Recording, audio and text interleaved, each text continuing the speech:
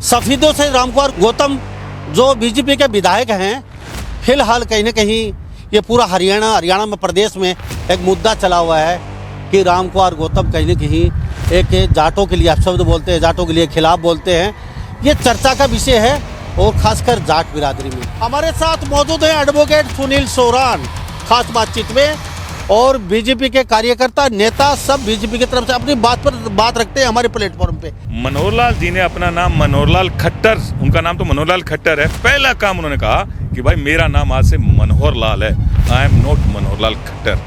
सबसे पहले अपनी जो जाति की आइडेंटिटी थी उन्होंने उसको अलग किया और प्रदेश में कहा हरियाणा एक, हरियाणवी एक, और हरियाणा में जो भी किसी भी समाज का था उसके लिए उन्होंने निस्वार्थ भाव से काम किया। अगर थोड़ी भी रामकुमार गौतम जी में थोड़ी भी संवेदना है तो याद रखें कि जाट समाज का हर आदमी, और आप भी आज आपने भी कहा कि दादा रामकुमार गौतम कहिए, जो समाज उसको सर पे उठाए घूमता है, जिस समाज ने उनके पिताजी को, उनके दादा को चुनाव जिताया, उन्हें चुनाव जिताया, दो बार विधायक बनाया और हमेशा एड्रेस किया दादा गौतम के नाम से। आज हम सभी ब्राह्मणों को दादा बोलते हैं। हम तो आज भी अगर मेरे से अगर 10 साल भी छोटा तो मैं उनको दादा बोलता हूँ, जो ये ब्राह्मण। मैं आपकी बात से बिल्कुल इस बात से सहमत हूँ कि हमारा समाज ब्राह्मणों को, ये छोटा बच्चा उसको भी दादा कह के बोलता है। और वो देखो थोड़े से ब्राउनी पॉइंट्स क्योंकि उसको लगने लगा है, क्योंकि इतनी, मैं बता रहा हूँ दादा गौतम में इतनी पॉलिटिकल एक्यूमेंट है नहीं। दोबारा चुनाव जरूर जीत गया, लेकिन दोबारा चुनाव जीतने के पीछे बड़ा हाथ भारतीय जनता पार्टी और उसके वर्कर्स का है। और वो तो मंत्री बनाने के लिए नया कोर्ट वोट सिलवा चुके थे। वो तो दुष्यंत चौटाला ने फाइनली लास्ट समय पर उनको मंत्री नहीं बनाया, तो पूरे 5 साल वो दुष्यंत चौटाला को दोष देते रहे। तो दादा गौतम के तो ये गलतफहमी है, भूल है।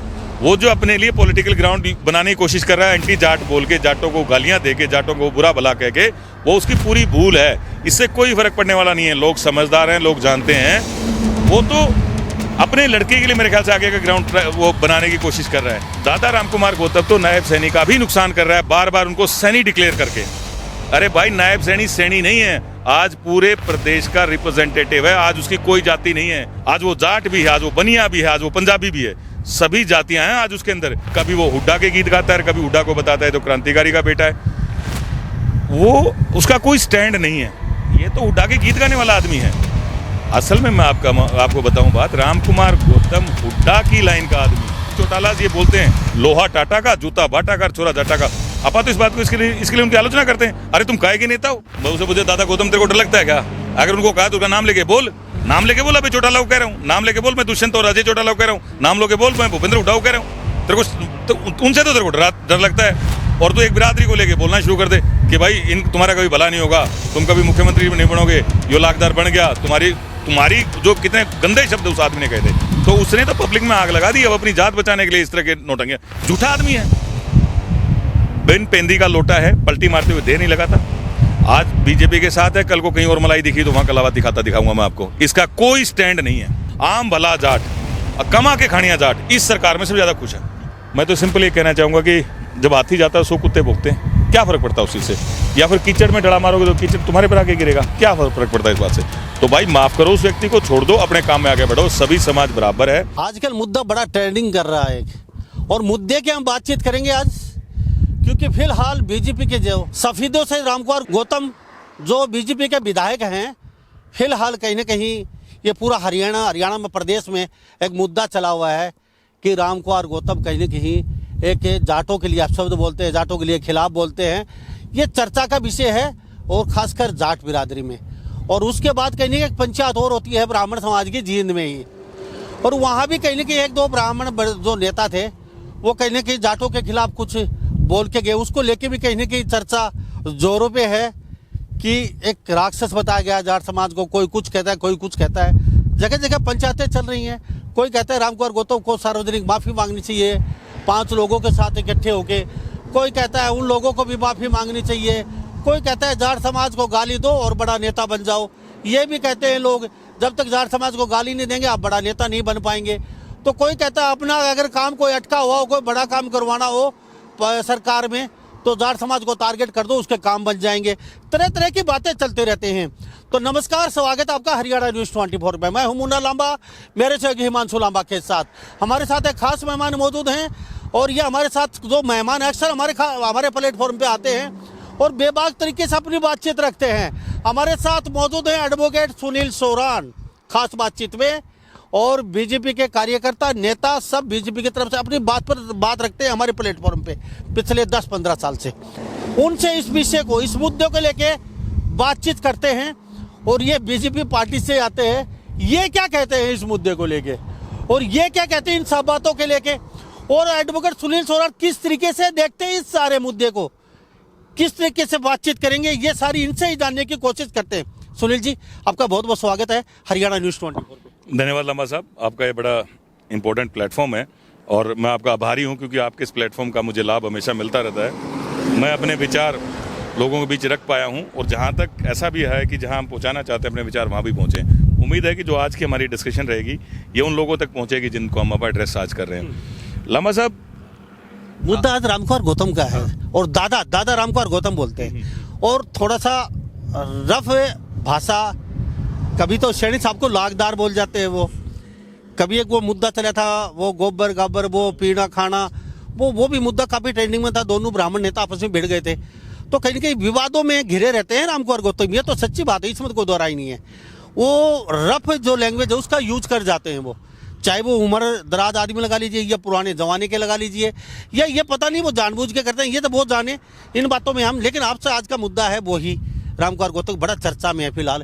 क्या वास्तव में जाट जाति को टारगेट कर रहे हैं वो? आप बीजेपी से भी आते हैं और खुद भी जाट है, ये जानेंगे आपसे। लामा साहब, मैं एज अ हरियाणवी बात करूंगा, एज अ जाट बात नहीं करूंगा। एक तो अपन अगर अपने पॉलिटिकल सिनेरियो को देखा, चुने हुए नेताओं को देखें, तो ये इलेक्टेड रिप्रेजेंटेटिव है, चुने हुए लोग हैं, नेता नहीं है, ये लीडर नहीं है। नेता लीडर होता है, लीडर नहीं है। लीडर वो होता है जो लीड करता है, यानी जो कोई दिशा दिखा सकता है। चुनाव जीतने के लिए आदमी कहीं जाति का इस्तेमाल करता है, कहीं धर्म का इस्तेमाल करता है, कहीं पैसे का इस्तेमाल करता है, कहीं झूठ बोलता है और वो चुनाव जीत जाता है, बहकाता है, बरगलाता है और विधानसभा या लोकसभा में पहुंच जाता है। लीडर वो होता है जो एक कम्युनिटी को एड्रेस करता है और उसके भले के लिए उसको एक सही रास्ता दिखाता है और उसको आगे बढ़ाता है। लीडर हुआ चौधरी चरण सिंह, लीडर हुआ चौधरी देवीलाल, लीडर हुआ चंद्रशेखर, लीडर हुआ भीमराव अंबेडकर, लीडर हुए महात्मा गांधी, लीडर हुए भगत सिंह। भगत सिंह ने तो कोई चुनाव नहीं लड़ा लेकिन वो लीडर थे। महात्मा गांधी ने भी कभी कोई चुनाव नहीं लड़ा, वो भी लीडर थे। लामा साहब, जब आप जाति की बात करते हैं तो मुझे दो व्यक्तियों का स्मरण होता है। एक चौधरी चरण सिंह का।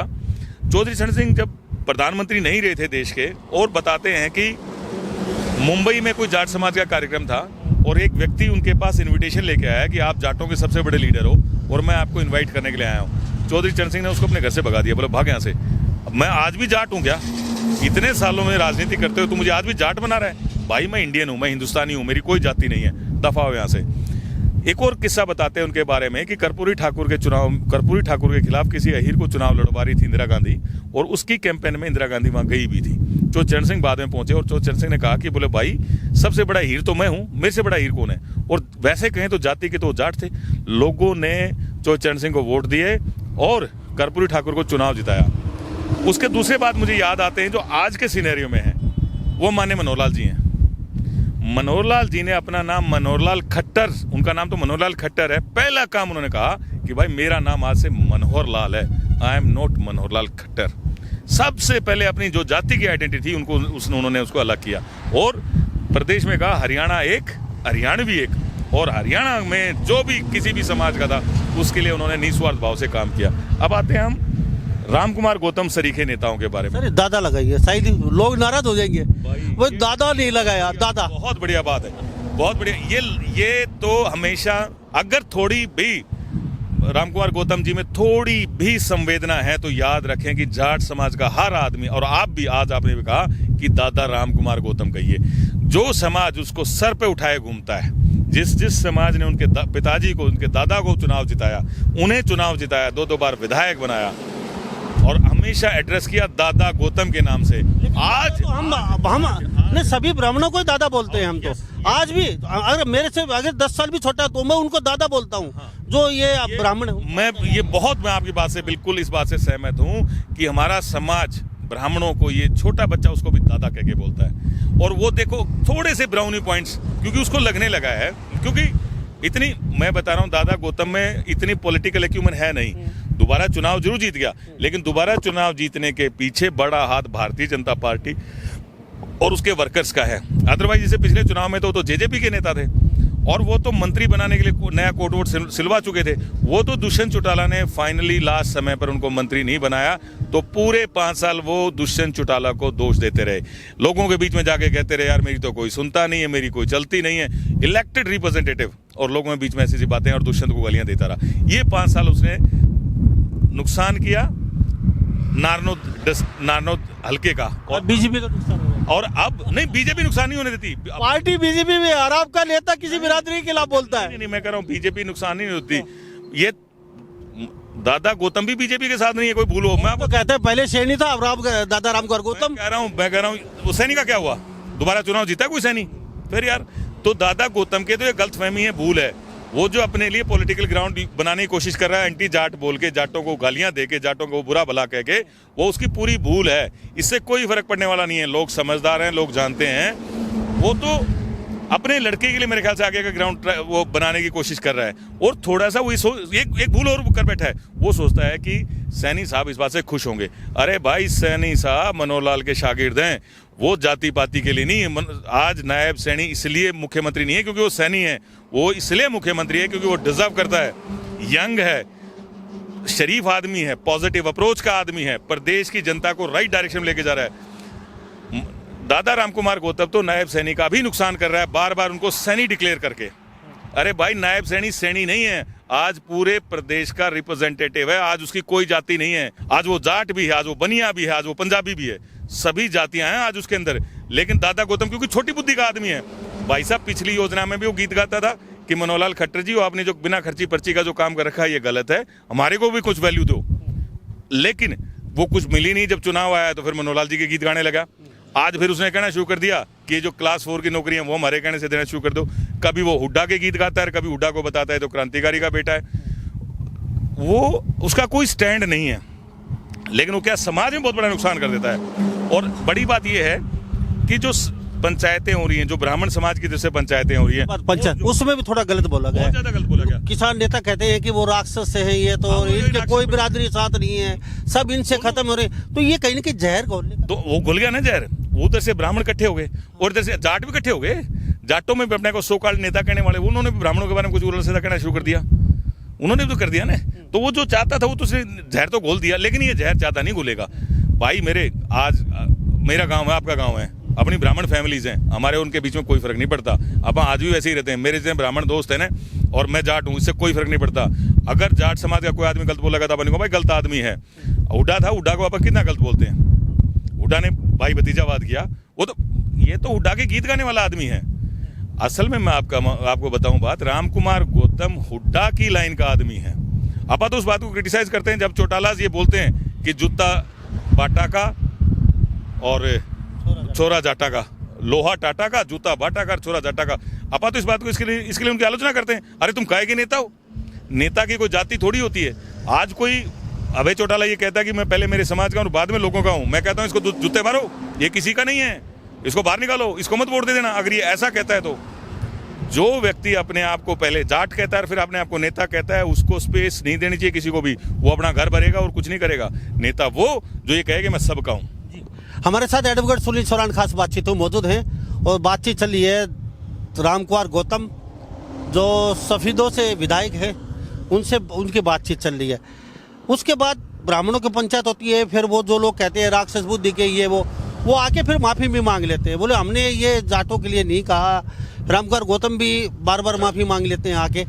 और कल भी हांसी में पंचायत उसमें ये कहा, मैंने जाट बिरादरी के लिए मैं मरने मारने के लिए तैयार हूँ, जाटों के मैं कभी खिलाफ हो नहीं सकता, लेकिन मैं उन लोगों को कहा है मैंने जो इस तरीके की। लगता है क्या उसे मुझे दादा गौतम तेरे को डर लगता है क्या? अगर उनको कहा तो उसका नाम लेके बोल, नाम लेके बोल, अभी चौटाला को कह रहा हूँ, नाम लेके बोल मैं दुष्यंत और अजय चौटाला को कह रहा हूँ, नाम लेके बोल मैं भूपेंद्र हुड्डा को कह रहा हूँ। तेरे को उनसे तो तेरे को डर लगता है। और तो एक बिरादरी को लेके बोलना शुरू कर दे कि भाई तुम्हारा कभी भला नहीं होगा, तुम कभी मुख्यमंत्री नहीं बनोगे, यो लाखदार बन गया, तुम्हारी तुम्हारी जो कितने गंदे शब्द उस आदमी ने कहे थे, तो उसने तो पब्लिक में आग लगा दी। अब अपनी जात बचाने के लिए इस तरह के नोटंगे, झूठा आदमी है। बिन पेंदी का लोटा है, पलटी मारते हुए देर नहीं लगाता। आज बीजेपी के साथ है, कल को कहीं और मलाई दिखी तो वहां कलावा दिखाऊंगा मैं आपको। इसका कोई स्टैंड नहीं है। लेकिन एक इस समय बीच एक बात और निकल के आई चलते चलते, और जो पंचायत हुई ब्राह्मणों की, उनने जो पंचायत हुई है, तो लोग कहते हैं समाज में जो बातचीत चल रही है कि वो पंचायत जाटों के खिलाफ बोलने के लिए ना करके कहीं ना कहीं उनका मुंह रामकुमार गौतम की तरफ होना चाहिए था, उनको कहना चाहिए था आपने गलत किया, लेकिन वो भी जाटों की तरफ। बिल्कुल। अरे भाई साहब, क्या है कि समाज के अंदर छुट भैये भी तो हैं यार, चेले चपाटे भी तो हैं, जिनको अपनी दाल रोटी भी वो चलानी होती है किसी नेता की झूठी बढ़ाई करके। वो क्या करें, उनके पास तो यही समय बचता है। उनके पास ये थोड़ी है। मैं कह रहा हूँ जो सही राइट आदमी है, जो ब्राह्मण समाज से आता है, वो कभी भी रामकुमार गौतम की बात को अप्रिशिएट नहीं करेगा, कभी भी। और मैं सैकड़ों ऐसे ब्राह्मणों को जानता हूं जो पूरे क्रिटिक है, पूरे आलोचना करते हैं कि इसका बिल्कुल गलत रवैया है, इसने जो कहा ये बिल्कुल गलत है। सुनील जी, 70 साल यहाँ जाट कम्युनिटी का चौधरी भजनलाल को छोड़ के शायद देखा था, नहीं तो लगभग जाट मुख्यमंत्री रहे हैं लगभग। तो अब की बार जैसे 10 साल से जाट मुख्यमंत्री ना होके, तो कहीं ना कहीं ये दबी हुई जो बात थी, जो लोग दबे बैठे थे, अब वो अपनी भावना व्यक्त कर रहे हैं जाटों के प्रति। जो ये जाटों के जो नेता रहे हैं, जो मुख्यमंत्री रहे हैं, इनमें भी कुछ कमियां रही हैं। जो इस तरीके की बातें समाज में निकल गए, समाज भरा बैठा है, और ये जो अदर जो कास्ट एक दो में सुन लेते हैं, तो इनकी भी कहीं कुछ कमियां रही हैं। कुछ क्या बहुत है जो इस तरीके बहुत ज्यादा लंबा सा, बहुत ज्यादा। लेकिन हुड्डा सरकार के बाद ज्यादा सामने आ रही हैं। अगर आप याद करें तो पहले जो मुख्यमंत्री हुए भगवत दयाल शर्मा, वो ब्राह्मण थे। उसके बाद राव वीरेंद्र, वो अहीर थे। उसके बाद चौधरी बंसीलाल बने। चौधरी बंसीलाल के बाद थोड़े समय के लिए चौधरी देवीलाल बने। फिर एक लंबे समय के लिए चौधरी भजनलाल बने। फिर छोटे समय फिर उसके बाद चौटाला साहब एक थोड़े समय के लिए बने। फिर बंसीलाल जी आए 96 में। उसके बाद फिर 5 साल चौटाला साहब के रहे। फिर 10 साल रहे भूपेंद्र सिंह हुड्डा के।